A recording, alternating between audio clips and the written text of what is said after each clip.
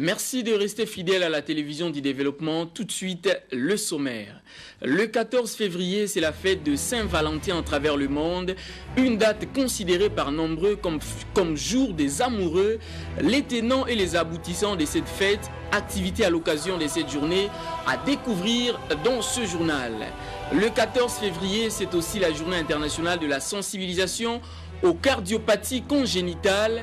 Une journée instituée pour parler des enjeux de cette maladie et de soutien psychologique que doivent bénéficier les personnes atteintes. Un médecin pédiatre nous en dit plus tout à l'heure. Et enfin, nous allons vous proposer la conférence de presse tenue conjointement ce mardi par la FAO, le PAM et le ministère de l'Agriculture. C'est pour informer à la presse que les plantations des maïs au Katanga sont menacées par une chenille affectant différents types de récoltes. Voilà pour le sommaire. Bienvenue aux 19h. Les ex-M23 ont repris les hostilités à l'est du pays. Le coordonnateur national du mécanisme de suivi de l'accord cadre d'Addis Abeba, Denis Kalumenumbi, revient d'ailleurs d'une mission à Nairobi pour qu'ensemble avec les pays signataires de l'accord sur la stabilité, la sécurité et le développement dans la région des Grands Lacs résolvent cette crise. Il était passé ce mardi à la primature pour faire le compte rendu de son séjour dans la capitale éthiopienne à Sami Badibanga. Judith Mambabwa. Le Premier ministre Sami Badibanga, en tant qu'adjoint du comité de pilotage du mécanisme national de suivi, comité présidé par le chef de l'État lui-même, a eu un entretien cet après-midi avec le coordonnateur régional et national du mécanisme qui est venu rendre compte de sa mission à Nairobi. Dernièrement, nous avons été à Nairobi où nous avons parlé de ce qui arrive à l'Est avec les ex-M23 qui ont refusé des hostilités. Et là, la délégation congolaise que j'ai dirigée a pu présenter son point de vue par rapport à la situation. Où nous avons dénoncé cette situation.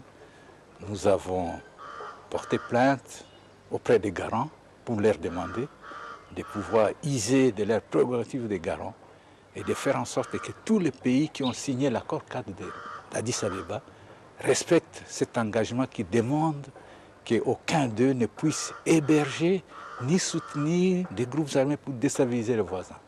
Donc l'Ouganda doit faire en sorte que ces groupes armés non seulement quittent notre territoire, se regroupent là où ils se trouvaient, mais nous prendrons des dispositions pour défendre notre territoire, défendre notre population là-bas. Denis Kalumenumbi, dans ses dires, déplore le non-suivi de l'accord cadre d'Addis Abeba par les pays voisins de la République démocratique du Congo. Quand vous signez ce genre d'accord, ça dépend de la bonne volonté, de la bonne foi des signataires. Pour le moment, le Congo s'acquitte de ses obligations. Les autres, c'est quoi? Exonérer.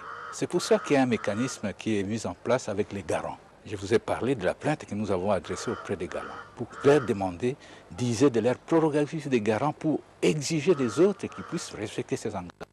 Donc le Congo fait de son mieux pour respecter ces engagements.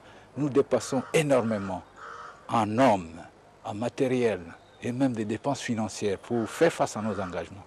Nous faisons tout pour que les groupes armés ne partent pas de chez nous pour déstabiliser les voisins.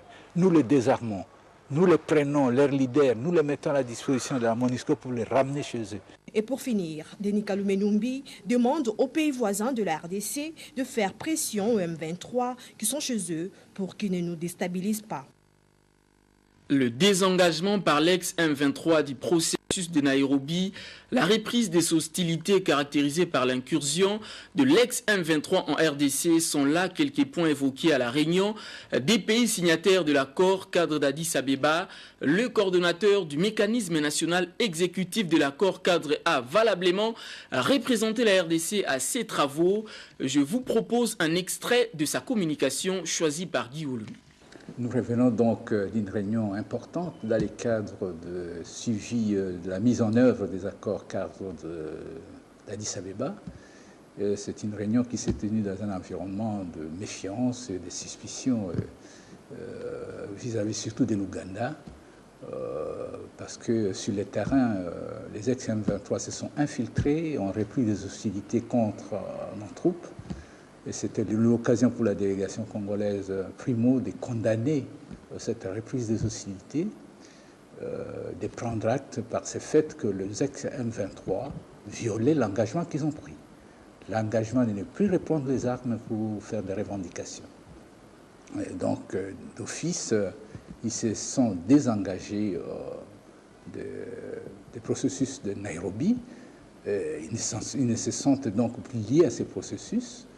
Et la délégation congolaise a pris acte et a signifié à l'assistance que pour la RDC, il va donc se comporter en conséquence. Et tout sera mis en œuvre pour non seulement bouter ces gens hors de notre territoire, mais aussi pour sécuriser l'ensemble de nos populations. Et, certaines langues ont demandé que nous puissions reprendre le processus de la déclaration de Nairobi avec ses forces négatives. Nous avons conditionné cela d'abord par des preuves qu'ils ont quitté notre territoire et qu'ils se sont regroupés d'où ils sont venus. Secondo, nous avons demandé qu'ils donnent des garanties que cette fois-ci, quand ils viennent négocier avec nous, ça sera de bonne foi et aussi avec disponibilité réellement d'arriver à une conclusion. Et troisième condition que nous avons posée, c'est qu'ils doivent tenir compte de l'évolution globale du processus de décrispation qui est en train de se mettre en place dans notre pays, dans le cadre du dialogue et de la cité de l'OUA et de la Saint-Sylvestre, et qui puisse s'inscrire dans cette logique. À controverse autour des chiffres en rapport avec les victimes de la milice Kamwina Sampou au Kasaï central, le numéro 1 de cette province lève le voile. Alex Kandé était hier chez le Premier ministre. Au menu, faire le point de la situation sécuritaire dans son entité et dans le Grand Kasaï en général. Encore une fois, Judith Mambabois. Cette situation de la milice Kamwina Sampou préoccupe depuis un certain temps le Grand Kasaï et le Kasaï central n'est pas en reste. Le gouverneur Alex Kandé est personnellement venu rendre compte de cette situation au Premier ministre Sami Badibanga. On a échangé sur les pistes de solutions et sur le chronogramme de mise en place de toutes ces actions qui doivent nous amener à ramener la paix dans la province. Il a promis qu'on allait se revoir, qu'il allait examiner la note que je lui ai présentée et qu'on allait poursuivre nos discussions là-dessus. Les attaques de la semaine dernière ont laissé une controverse quant au nombre des victimes. Alex Kandé fixe l'opinion. C'est exact que la semaine dernière, il y a eu des attaques de nos positions mixtes à Tchimboulou.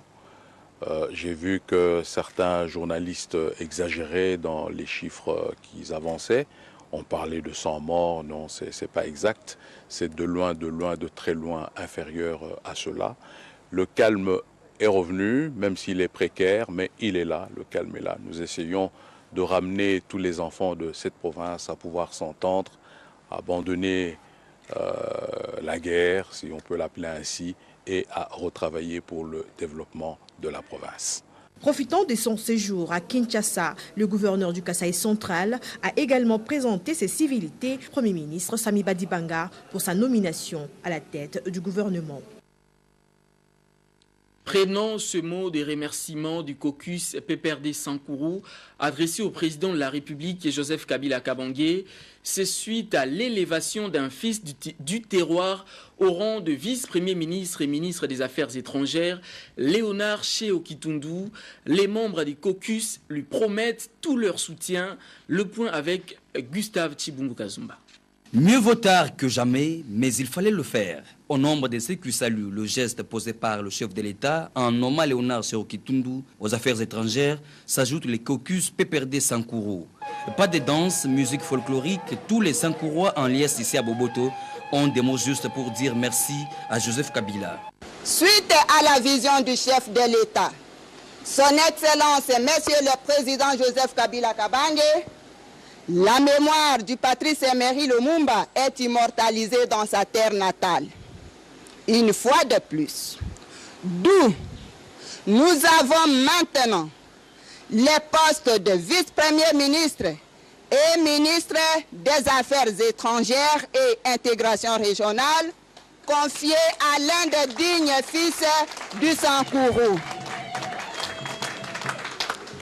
L'objectif principal de cette rencontre est de présenter de vive voix notre très sincère remerciement à l'initiateur du PPRD, le camarade Joseph Kabila Kabange, chef de l'État, et président de la République démocratique du Congo. Au fils du terroir, Léonard Sékou Kitundu, ils ont promis leur soutien, tant moral et spirituel, pouvant lui permettre de bien accomplir sa mission. Le ministre de la Culture et Arts a reçu ce mardi 14 février dans son cabinet de travail la délégation de la coopération coréenne internationale pour le développement, COICA en sigle.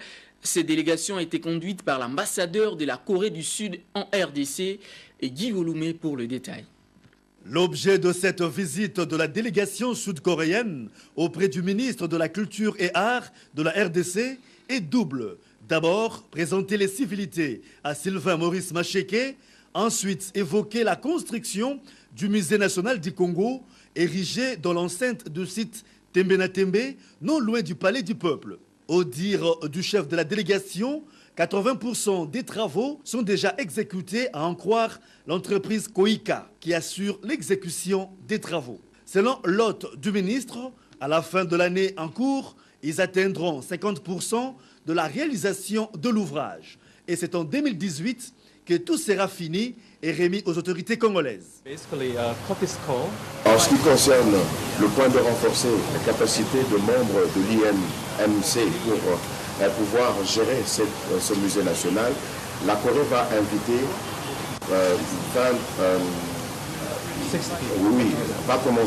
va inviter d'abord 20 membres de l'IMC pour pouvoir gérer ce musée national, et ça sera comme ça pour s'étendre pendant 3 ans. C'est-à-dire que d'une manière générale, la Corée va inviter 60 membres personnels. Le musée national du Congo sera un temple à la dimension continentale pour la sauvegarde du patrimoine national, rassure la COICA. Comme annoncé au sommaire de ce journal, dans le secteur agricole, le maïs est menacé par une chenille affectant différents types de récoltes. C'est l'objet de la conférence de presse tenue conjointement ce mardi par le Fonds des Nations Unies pour l'alimentation et l'agriculture, le Programme alimentaire mondial et le ministère de l'Agriculture. C'était au siège de la FAO à Kinshasa. Christ Sumbula et Richard Selliou. Spodoptera ou Frigiperda, c'est cette chenille légionnaire des Amériques dévastatrice qui s'attaque à toutes les cultures céréalières, notamment du maïs. Et justement, en RDC, c'est le maïs qui est affecté. Elle mange non seulement les feuilles, mais aussi les grains de maïs. Pourtant, le maïs est une nourriture de base en RDC. Selon David Ferry, coordonnateur de la FAO pour le sud de l'Afrique, cette chenille est apparue en Afrique l'an dernier, d'abord au Nigeria, puis au Togo et actuellement de façon mystérieuse dans le sud de l'Afrique. On parle déjà d'un cas dans le Haut-Katanga. Alexis Bonté est le représentant de la FAO en RDC. On voulait vous parler de cette chenille parce qu'elle fait des dégâts assez importants. D'une part concernant la production de maïs, mais également on voulait associer ça avec les problèmes que l'on rencontre déjà sur le manioc et le bananier. Donc la situation est relativement très sérieuse. Donc c'est-à-dire qu'une fois que cette culture disparaît, vous avez toute votre alimentation qui disparaît et également votre source de revenus. Et une fois que vous n'avez plus rien, vous n'avez plus beaucoup d'autres options que essayer de vous déplacer ou vous adapter ou, comme on dit, parfois périr. Cette chenille est déjà considérée comme une menace majeure pour le commerce agricole mondial. Selon les experts, prendre de façon précoce ce problème sera plus facile à le contenir. Déjà, quelques solutions idoines sont envisageables. Le simple usage des pesticides, le biocontrôle ou encore l'usage des prédateurs naturels comme des oiseaux. Le monde célèbre aujourd'hui, 14 février, la fête de la Saint-Valentin. L'activité est considérée dans de nombreux pays comme fête des amoureux. Les tenants et les aboutissants de cette journée avec Anitati. Une journée spéciale des amoureux.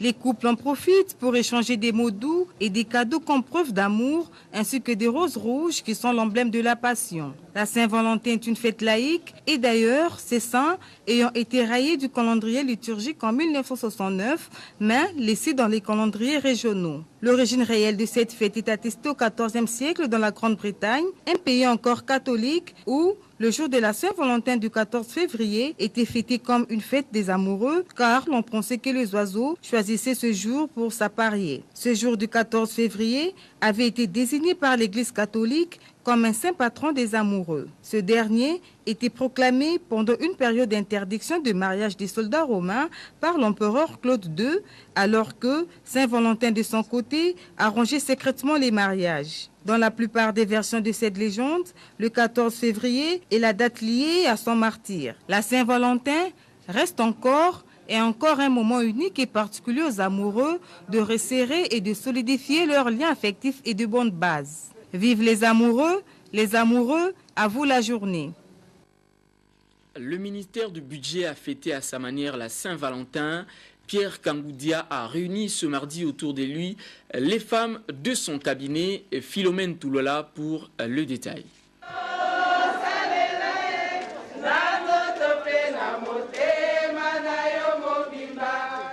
Une journée spéciale au sein du ministère du Budget ce 14 février. La fête de Saint-Valentin était au rendez-vous. Le ministre d'État, ministre du Budget, Pierre Kangoudia Mbayi, a honoré les femmes de son cabinet. Il a remis une fleur à chacune d'elles, symbole d'encouragement au travail bien fait. Toutes souriantes, fleurs à main, les femmes du cabinet du ministère du Budget ne sont pas restées indifférentes. Nous sommes particulièrement touchés qu'il ait pensé à nous en cette journée. C'est vrai que c'est la fête normalement des amoureux, mais c'est aussi la fête pour les anglophones, des amis. Et il pense à nous les femmes, nous représentons un très grand nombre au sein du cabinet. Et que c'est un vrai bonheur de travailler avec un homme moderne qui pense à l'égalité, à la parité au sein du ministère, qui nous donne notre place, qui m'a pris moi comme directeur de cabinet. Nous sommes de nombreuses femmes, comme vous avez vu au sein du cabinet, qu'on continue à travailler ensemble et qu'on prenne notre place au sein de la société. Un bon père de famille, entouré de ses agents féminins, le numéro 1 du budget a eu des mots justes. Vous le savez, il y a une tradition maintenant qui est entrée dans nos mœurs. C'est celle de consacrer cette journée du 14 février à des sentiments naturels qui habitent les êtres humains. Je me suis dit, ce moment ici devrait être mis à contribution pour nous rapprocher. Plus vous vous sentez proches les uns des autres, plus vous avez des possibilités de pouvoir collaborer et donner le meilleur de vous-même. Voilà pourquoi, sans qu'il y ait eu préméditation, en arrivant ce matin au bureau, je me suis dit, mais pourquoi ne pas juste vous saluer à travers cette petite fleur? Le mois de mars pointe déjà à l'horizon et à travers ce geste, le ministre d'État, ministre du Budget, Pierre Kangoudia Mbayi, prouve à suffisance que le gender est respecté au sein de son institution. Et cette sensibilisation des jeunes ce mardi par l'ONG Parlons Sida aux communautaires, PASCO en sigle, activité organisée avec l'appui de Wallonie-Bruxelles International, du réseau Solidaris et de la Fédération des centres du planning familial. Thème retenu, ne devenez pas père ou mère tôt, ne fêtez pas sans vous dépister. Cadre choisi, centre Boigna dans la commune de Kassavoubou, Cléver-Ligueil et Paty-Bantoulé.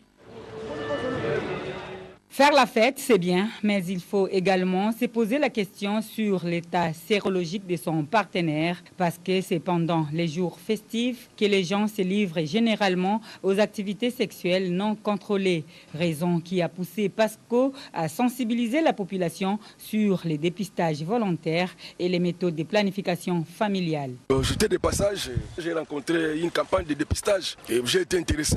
J'ai passé déjà les tests et j'attends le résultat. Nous appelons les jeunes vers nous pour venir faire le dépistage et pour venir avoir des connaissances sur ce qui concerne les différentes méthodes contraceptives. Parce qu'avec ces méthodes, ça va les permettre à ne pas avoir des grossesses non désirées qui peuvent les amener aux avortements qui sont provoqués et avec toutes les conséquences possibles. La jeunesse et la population ciblée par cette activité, car actuellement en République démocratique du Congo, la prévalence du VIH-Sida est très élevée chez les jeunes, dont l'âge varie entre 14 et 24 ans. Ces jeunes n'ont pas accès aux services de dépistage volontaire, surtout c'est dont l'âge est en dessous des 18 ans. Donc pour se faire dépister, eh bien, ces jeunes doivent se faire accompagner par leurs parents. Raison pour laquelle même le thème de ce jour, nous avons opté, jeunes, ne devenez pas père ou mère trop tôt. Il faut cependant noter que Parlons Sida aux communautaires lutte contre la propagation du VIH-Sida. Elle sensibilise le plus souvent les professionnels des sexes, les hommes ayant des rapports sexuels avec les hommes et les usagers des drogues injectables. En marge justement de la célébration des 14 février, fête des amoureux, nos reporters Déborah Manzongo, Placide Menayakou sont descendus dans la rue. Question de tenter les poules ou mieux prélever la température de cette célébration dans la capitale. Suivez. En ce jour de fête, une journée fêtée par un plus grand nombre d'amoureux, où petits et grands cherchent leur Valentin ou leur Valentine. Cependant, cette fête ne connaît plus le même engouement. Quelques personnes rencontrées dans la rue ont donné leur point de vue par rapport à ces sujets. Cette fête a été innovée par un abbé catholique sous le nom de Abbé Valentino. À cette époque-là, cet abbé réunissait souvent non seulement les couples mariés, mais aussi les couples en fiançailles. Et dans cette mouvance, il y a eu la manifestation de cette fête et le monde entier a pensé aussi à cette innovation de cet abbé pour qu'il y ait aussi la fête. Donc chaque année, nous célébrons la Saint-Valentin. Moi, d'ailleurs, personnellement, je ne le fête pas parce que je ne suis pas encore mariée. Juste un petit conseil aux jeunes, soyez prudents, soyez sages, évitez de vous embrouiller pour cette journée. Ça ne vous concerne pas en tout cas. La Saint-Valentin est en tout cas une occasion offerte aux amoureux en vue d'offrir de petits cadeaux pour déclarer, accentuer et rappeler à l'autre leur amour. Cela diffère d'un pays à l'autre. Mieux vaut tard que jamais, dit-on. L'Académie des Beaux-Arts a procédé hier lundi à la cérémonie d'échange des vœux. Cadres, agents administratifs et corps académiques se sont retrouvés autour du directeur général Guy Ouloumé pour le commentaire.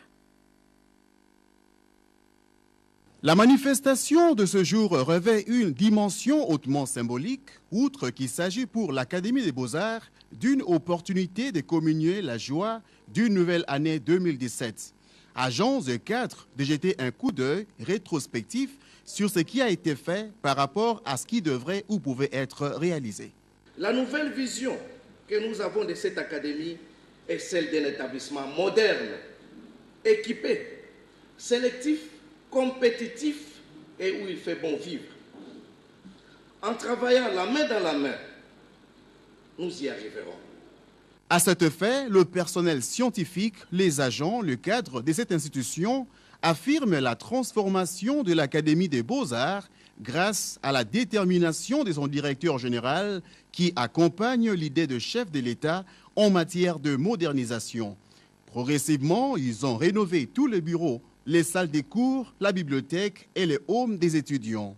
Le directeur général Henri Kalama affirme que l'implication de tous les agents portera une nouvelle vision à l'Académie et celle d'un établissement moderne.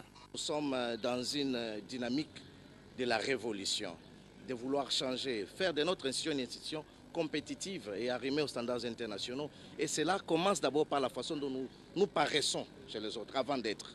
Toujours dans le cadre d'échange des vœux, le directeur général a procédé à la remise de cadeaux aux agents de l'Académie des Beaux-Arts qui ont travaillé avec assiduité. Je suis surpris et ému. Je ne m'attendais pas à tous ces gestes, vraiment, sincèrement. Vous avez reconnu les commentaires de Guy Tombi dans cet élément. Le 14 février de chaque année, c'est aussi une occasion pour réunir les familles, les professionnels de santé afin d'attirer l'attention sur les besoins liés aux cardiopathies congénitales, une journée de sensibilisation sur les enjeux de cette maladie et aussi de soutien psychologique aux personnes atteintes de s'intégrer dans la société. Nos reporters Agathe Takaïsi et Dems Moyo ont approché un pédiatre pour plus d'éclairage sur cette pathologie. Chaque année, 6 500 à 8 000 enfants naissent avec une malformation cardiaque, ce qui représente un tiers des anomalies du cœur constatées à la naissance. Dr Orly Kazadi, pédiatre aux cliniques universitaires de Kinshasa, parle ici des causes et des signes extérieurs de cette maladie. Il y a de ces maladies qui peuvent s'inscrire dans le cadre de ce qu'on appelle des pathologies héréditaires et qui sont généralement génétiques. Un deuxième groupe de causes, c'est tout simplement des problèmes, des accidents, pendant que notre corps se forme, n'est-ce pas, à l'intérieur du ventre de nos mamans. Notamment les drogues, par exemple, les médicaments. Vous avez des personnes ou des mamans qui fument le tabac. Les cardiopathies congénitales ne se manifestent pas dès la naissance. C'est-à-dire que vous avez un enfant qui s'essouffle facilement lorsqu'il doit prendre les seins de sa maman. Existe-t-il un moyen pour juguler ce mal? Le docteur répond. Les consultations prénatales sont importantes pour pouvoir déceler, n'est-ce pas, certaines anomalies en faisant par exemple l'échographie. Et donc lorsque l'enfant se trouve dans une situation où son problème de cœur lui permet de survivre, on ne peut corriger ça qu'en faisant ce qu'on appelle la chirurgie. Les anomalies cardiaques congénitales sont qualifiées comme étant une maladie rare du fait de l'unicité de chaque cas. 85% de ces malformations ont une origine inconnue et constituent la première cause de la mortalité infantile. 13 février 2014, 13 février 2017, cela fait jour pour jour 3 ans depuis la disparition de l'artiste et musicien King Kester Emenea. À cette occasion, son groupe Victoria Ellison, en collaboration avec Pyramide Group, a organisé une cérémonie de recueillement sur sa tombe à la nécropole entre ciel et terre et une messe d'action des grâces à la paroisse Sacré-Cœur. Moïse Mbouyi, Rolly Nawezi et Guy Ouloumé signent ce reportage. Jamais ils n'oublieront King Kester Emenea. 13 février 2014, 13 février 2017, cela fait jour pour jour 3 ans depuis la disparition de l'artiste et musicien King Kester Emenea. À cette occasion, son groupe Victoria Ellison, en collaboration avec Pyramide Group, a organisé une cérémonie de recueillement sur sa tombe à la nécropole entre ciel et terre et une messe d'action des grâces. Papa, vous êtes parti, vous n'êtes pas parti puisque nous vous tenons au cœur jusqu'à présent. Ensuite, une messe d'action de grâce a été dite à la paroisse Sacré-Cœur de la Gombe pour le 50e anniversaire de Thierry Kabamba et des 3 ans de la disparition de l'artiste King Kester Emenea. L'album que Emenea a libéré au studio a été mis au four. Et l'orchestre de ses propres efforts a produit un nouveau album qui va arriver sur le marché très bientôt et vous allez voir les clips à partir de la semaine prochaine. Parlez encore.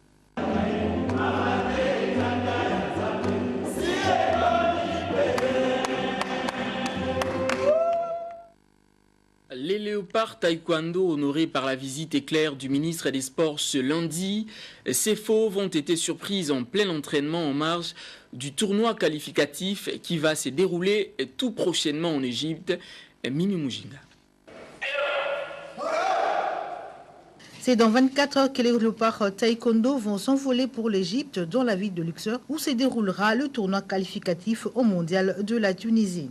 Surpris par la présence du ministre Bakonga aux entraînements, le taekwondoïne ont reçu auprès de ces derniers l'étendard de la RDC, des équipements pour la compétition et une petite enveloppe de sa poche pour les encourager aux entraînements. Nous serons bien présents aux Jeux qualificatifs qui nous attendent à Luxor. Nous sommes très motivés et très contents de la visite du ministre ce soir. Le ministre Bakonga qui reconnaît les efforts des dirigeants de cette fédération qui, comme le football, honore le pays dans toutes leurs sorties africaines et mondiales. Je suis venu me rendre compte que tout marche bien, tout va bien, puisque ce sont des léopards qui vont jouer, ce sont les couleurs nationales qu'on va défendre, c'est l'étendard national qu'on va défendre. C'est comme ça que je suis venu me rendre compte exactement de l'avancement des choses, surtout dans leur entraînement. J'ai vu qu'il y a beaucoup de choses qui ont vraiment avancé, qui sont en place. Et je suis rassuré que nous allons remporter, n'est-ce pas, cette compétition. Signalons que la direction technique de la Fédération congolaise de taekwondo est en mesure d'aligner ses athlètes dans les 2 versions à ce tournoi. Cela dépendra de moyens mis à leur disposition par le gouvernement congolais. C'est l'heure de lire les journaux parus ce mardi à Kinshasa. Revue de presse, Christian Yamap.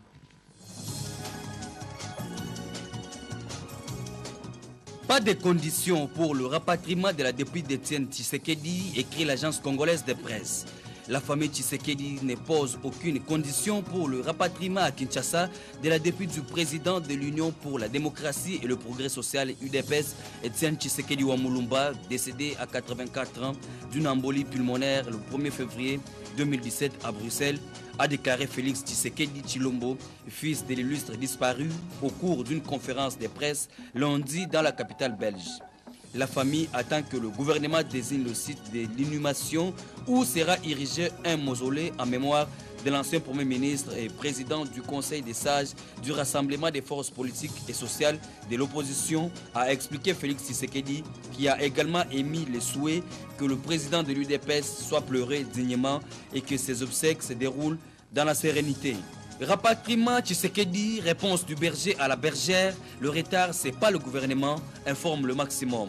Le ministre de la Communication et des Médias et porte-parole du gouvernement Badibanga, Lambert Mendo Malanga, a fixé l'opinion en réaction au point de presse animé à Bruxelles, en Belgique par l'UDPS et la famille biologique d'Étienne Tshisekedi, décédé le 1er février courant à Bruxelles.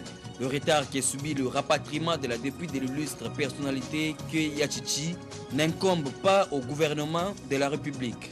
Au bio-hebdomadaire de Renchérir, le porte-parole du gouvernement a tenu à rappeler que sur instruction du président de la République, chef de l'État, le gouvernement a pris et offert des dispositions utiles pour que les obsèques d'Étienne Tshisekedi se déroulent conformément au rang de l'illustre disparu. Autre journal, autre information, Kasaï central, une 50aine de morts de trop, l'ONU préoccupée par les atrocités dans le Kasaï, titre l'Observateur à sa une. Les combats entre la milice de Kamwina Nsapou qui a été tuée en août dernier après avoir juré de chasser les forces de sécurité publique du Kasaï central en les accusant de violences contre la population locale et les forces gouvernementales, ont déjà fait des centaines de morts et des dizaines de milliers de déplacés ces derniers mois.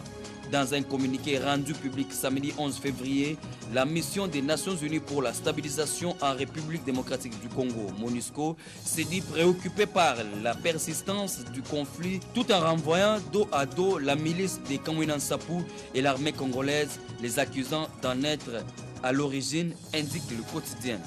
Bouclons la boucle avec Forum des As qui nous informe dans sa caricature d'un côté sur la santé du président du Sénat Léon Kengwa Dondo et de l'autre sur les marchés qui ont été créés depuis la mort du président de l'UDPS Étienne Tshisekedi. S'agissant de la santé du président de la Chambre haute, le journal présente l'image de Léon Kengwa Dondo se dirigeant au palais du peuple en marchant seul et libre et dit « Allons-y vite, 1, 2, gauche-droite ». Et ceux qui sont à ses côtés s'étonnent en disant « Oh, Bokulaka Kengo, à 80 ans, vous marchez avec plus de vigueur que nous. Pouvez-vous nous dire votre secret ?» Comme pour dire, Léon Kengwa Dondo est en bonne santé. Et pour les marchés qui ont été créés depuis la mort du président de l'UDPS, des t-shirts, des affiches, des écharpes et autres objets ont été imprimés avec la photo et les noms du leader Maximo. Comme pour dire, après la gloire des léopards, maintenant place aux articles qui rendent hommage au père de la démocratie congolaise. Et c'est la fin de cette revue de presse. Merci.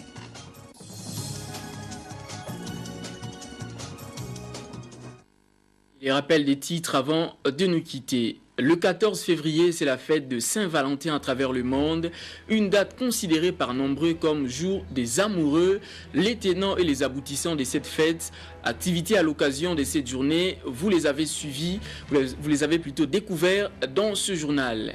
Le 14 février, c'est aussi la journée internationale de sensibilisation aux cardiopathies congénitales, une journée instituée pour parler des enjeux de cette maladie et de soutien psychologique que doivent bénéficier les personnes atteintes. Vous avez suivi l'intervention d'un médecin pédiatre. Et enfin, nous vous avons proposé la conférence de presse tenue conjointement ce mardi par la FAO Le PAM et le ministère de l'Agriculture, c'est pour informer à la presse que les plantations des maïs au Katanga sont menacées par une chenille affectant différents types de récoltes. Ce journal est dédié à tous les amoureux qui fêtent la Saint-Valentin et particulièrement à notre confrère X Peso qui fête son anniversaire ce 14 février. Au revoir.